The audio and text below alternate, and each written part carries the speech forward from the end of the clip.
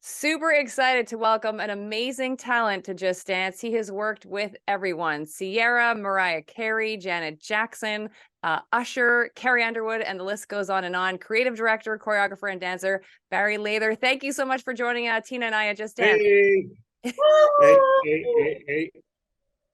I feel very honored because this is the first time you and Tina have seen each other's face in like 3.5, 4 years. So this is cool. It's been a minute. So T, I will let you ask the first question.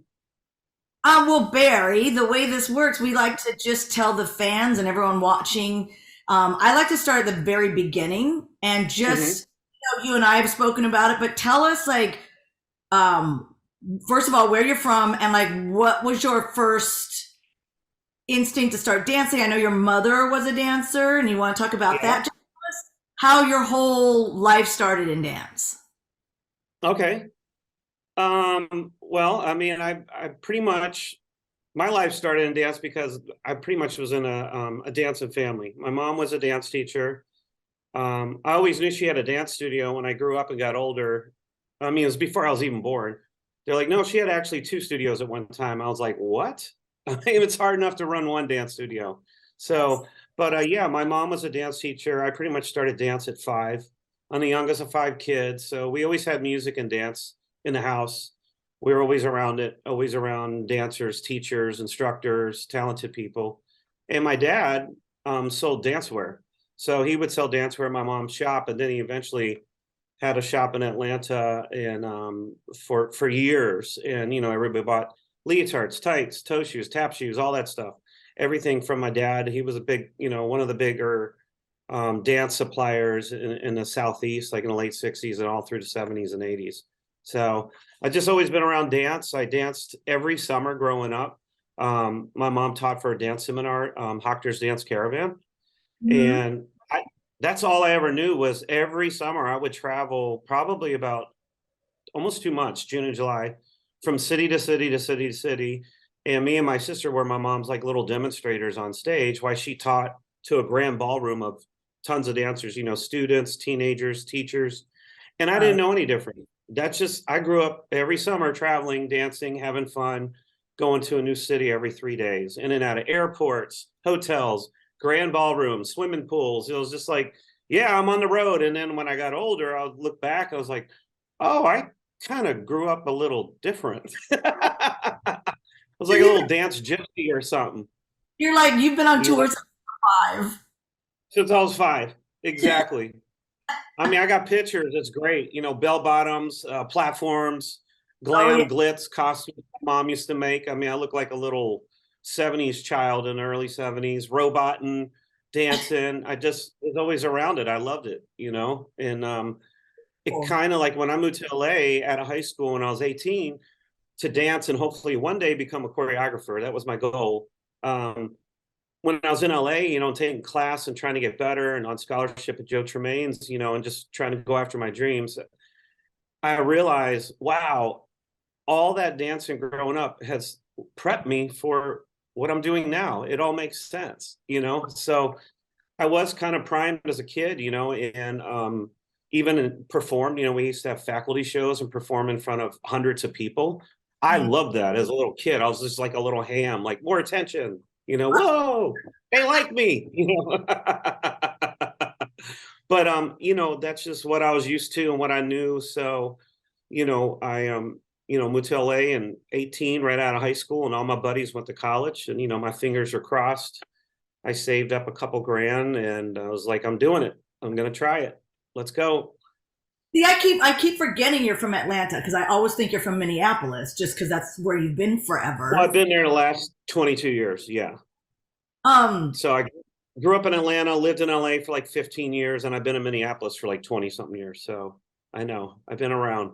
When you came to LA, what was the driving force? Like, what was happening that gave you that thought? Like, I want to do this. I want to, I want to actually to even think that you wanted to be a choreographer, because I think I'm a little bit older than you, and I didn't even know that that was a possibility for me. And I only lived an hour outside of LA, but yeah, for me it was more like I just wanted to get out of my small town and once I got a taste for, meeting Paula Abdul, being a Laker girl, I'm like, whoa, like people do this for people get paid. It wasn't I would get paid $10 to do a luau, and I was happy just getting fed, right? Yeah. So like that's a big move. So what was happening in the industry that you're like, I want to go do that? Well, for sure. I mean, one, I knew I had a scholar. If I went to LA, I knew I had a scholarship at Joe Tremaine's studio. So I knew I was like, okay, I'm going to get a ton of training in LA right off the bat. But Right. I did think about it. I was like New York or LA. That was, to me, that was my only two choices I was thinking of. Right. And I just felt like in 83, 84, without a doubt, just the movement, how new MTV was.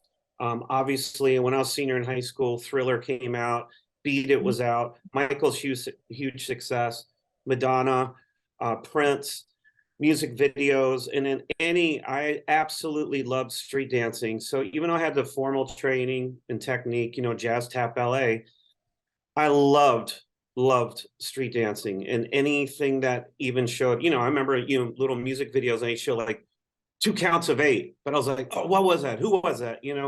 Like in a Right. Gap Band Party Train video, they're like dancing down at Venice Beach. So what was funny when I moved to LA, the very first thing I did, like the next day, was I want to go to Venice Beach and I want to see the street dancers here, like now. I want to be around that vibe. Yeah. So I literally went to Venice Beach and just wanted to witness the energy that I saw in music videos, and just see the street dancers and the b-boys and just what LA was all about. But yeah, I mean, it just felt like the right move for me with a scholarship, with music videos, television, commercials, films. It just felt like the right match for me, and I'm so glad I did, because doors open, things happen quickly for me. After a little while in LA, and it just started moving really fast, and I was like very grateful and humbled, Right. but a little bit in disbelief, like, wow, this is really happening. Like, holy crap, to be choreographing at 20, I was just like, this is nuts. Like, Right. I thought I would be able to choreograph till I was like 35 years old or something, and the opportunity came around really soon. Yeah, that is So really the thing is that I want to point out is that I think a lot of people have that dream, right? They see things on TV and they want to come, but they don't realize like you don't just get to choreograph at 20 when you're just learning off the TV, right? You're just learning raw, like without even knowing, right? It took you a long time to look back and go, whoa, that's what I was doing all these summers. Like that was your schooling, that was your training, that was your hard work. So that when that opportunity presented itself, you're like, yeah, I can do that. Why not? Of course. yeah. Yep. It's totally true. And, I didn't know the word, at 13 years old or 12, 13, 14, I didn't know the word choreographer really. I just knew like making up steps. I love to freestyle. I love to make up steps. Love to just go off and go solo and express myself. And I would help my mom. I remember when I was about 13, she would say, I would help her make up her routines that she'd make up for the summer.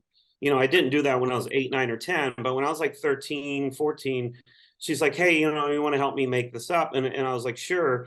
I didn't realize that's what choreography was. Like, I was helping my mom structure the routines, make up some cool steps, find something different. What can we present that might be a little different?